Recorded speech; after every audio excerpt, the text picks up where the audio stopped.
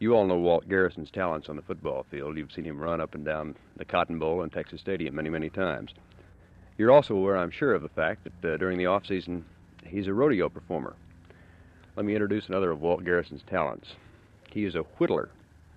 And if you can figure out how he got those rings on there, you're better than I.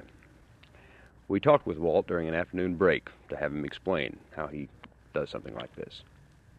Now, you want to explain to me exactly what you're doing? This is going to be one of these when it gets when you get it finished. It's just an arrow that's got a washer on it, which is basically simple, right? Yeah, Walt, how'd you get the washer on there?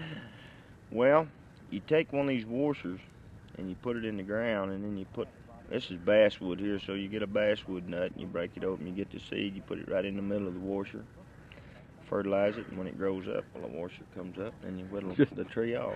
Just that simple. No, I'm not going to tell you. It only takes 24 years to get one of those things ready.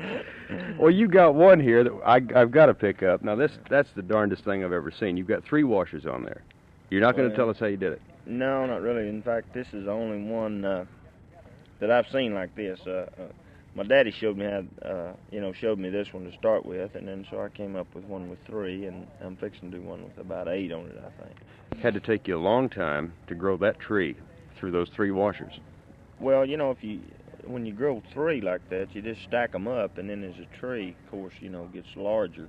I mean, it just separates them by itself as it grows up. How can you sit there without laughing at me and tell me that? Do you soak the wood? No.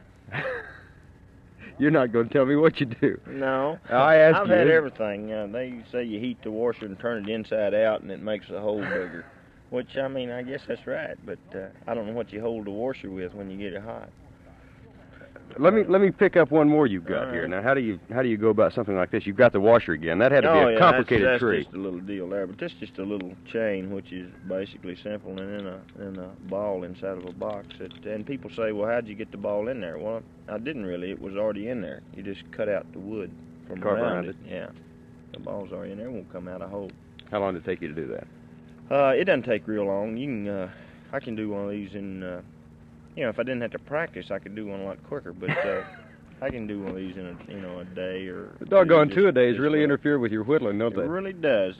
This is one, when I was hurt, I hurt my back, and so I laid off a couple of days and really got some whittling done, so I whittled this in about a day and a half, I mean, just on and off. Now, that really is pretty. What kind of wood did you use? This is basswood here. I do most of my whittling out of basswood or all spruce or sugar pine, white pine. And I'm just starting on some cypress knees that a guy gave me the other day, and so I'm going to try to whittle over and see what kind of wood that is. Is there any tremendous significance in the fact that your best piece is a dolphin? No, I didn't really have that in mind when I started on it. I saw a picture of it in the book in there, so I thought it might be pretty good. And it's pretty easy to whittle, mainly. Obviously, Walter, you're good at this. We talked with Mike Montgomery yesterday, and I noticed that his index finger and his thumb were cut.